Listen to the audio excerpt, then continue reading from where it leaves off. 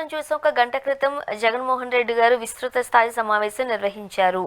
Recall Chandrababu Naidu గారు manifesto అంటూ కూడా జూన్ 5 నుంచి ప్రోగ్రామ్ స్టార్ట్ చేస్తున్నారు, 5 వారాల పాటు. అది మనం చూస్తున్నాం. క్యూఆర్ స్కాన్ అది కూడా అక్కడ బటన్ నొక్కే మనం ఆ ప్రాసెస్ కూడా ఉంటుంది. అసలు ఏం హామీలు ఇచ్చారు, ఎంతవరకు ఇంటింటికి ఈ పథకాలు చేరాయి అనే దాని మీద ఏం చెప్తారు మీరు? First of all, Jaganmohan Reddy గారి పాపులర్ ప్రోగ్రాం నాడు నేడు.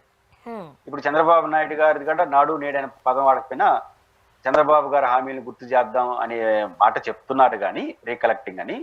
వారి ఉద్దేశం నాడు నేడే. చంద్రబాబు నాయుడు గారు ఎన్నికల ముందు ఏం చెప్పినాడు, ఎన్నికల తర్వాత ఏం చేస్తున్నాడు, ఇదే నాడు నేడు. కాబట్టి బహుశా వైసీపీ వాళ్ళు చంద్రబాబు ఎన్నికలకు ముందేంటి, ఎన్నికల తర్వాత ఏంటి ప్రోగ్రామ్ని నాడు నేడుగా మార్చేశారు.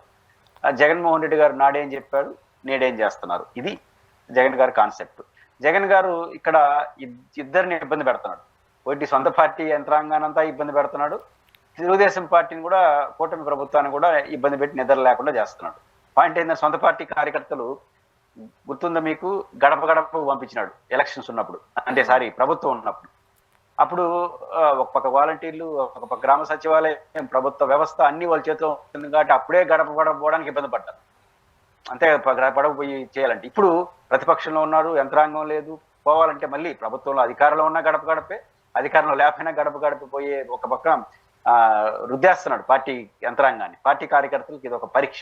అది జగన్ గారికి అసెట్ ఏంటి అంటే, మేనిఫెస్టోలో చంద్రబాబు గారు చెప్పిన మేనిఫెస్టోని చంద్రబాబు నాయుడు గారు తీసుకెళ్ళట్లేదు కానీ వైసీపీ వాళ్ళు తీసుకెళ్తాం.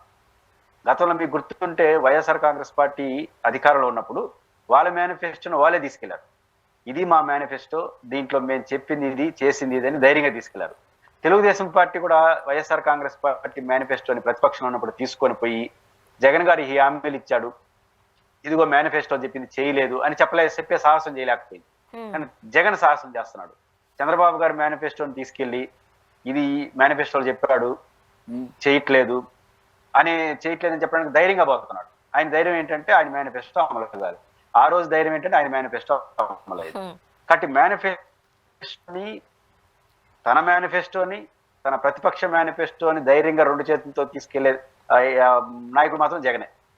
వాళ్ళ మేనిఫెస్టోని ఈ మేనిఫెస్టోని టచ్ అయిన పార్టీ తెలుగుదేశం పార్టీగా మారిపోయింది. ఖచ్చితంగా ఈ మేనిఫెస్టో. కానీ ఇది ఒక రకంగా సంతోషం. ఎందుకంటే ధర్నా చేయడం, రాష్ట్రరోక చేయడం, ర్యాలీలు చేయడం, కొంచెం వ్యయ ప్రయాసాలు, ఇట్లాంటి గందరగోళాలు అన్నీ జరుగుతుంటాయి. ఇప్పుడు గడప గడప పోవడం వల్ల లాండ్ ఆర్డర్ సమస్య రాదు, విభేదాలు రావు, ఏ గొడవలు లేవు. తెలుగుదేశం పార్టీ ఏం భావిస్తోంది, 1 year పూర్తయిన సందర్భంగా ఇది సుపరిపాలన ప్రభుత్వం, ప్రజలందరూ సంతృప్తికరంగా ఉన్నారు, ఇది మంచి ప్రభుత్వం. ప్రజలు అంటున్నారు ఇది మంచి ప్రభుత్వం అని. ఎందుకని? మేము ఎన్నికల్లో ఇచ్చిన హామీలు అమలు చేస్తున్నాం కాబట్టి ఇది మంచి ప్రభుత్వం అని ప్రభుత్వం చెప్తుంది, ప్రజలు కూడా చెప్తున్నారని ప్రభుత్వం నమ్ముతుంది. మొన్న ఈ మధ్య చంద్రబాబు అన్ని ఎన్నికల హామీలు అమలు చేసేసినామని చెప్పేశారు. ఇంకెవరన్నా మాట్లాడితే వాళ్ళకి 4 మంది అని చెప్పారు. ఇప్పుడు తెలుగుదేశం పార్టీ జగన్మోహన్ రెడ్డి గారు విసిరిన సవాలేంటి? మా పార్టీ శ్రేణులు తెలుగుదేశం పార్టీ మేనిఫెస్టోని తీసుకెళ్లి ప్రతి గడప గడపకి వెళ్ళి, ఇదిగో చంద్రబాబు గారు ఈ హామీలు ఇచ్చారు, ఈ హామీలు అమలు చేయలేదు.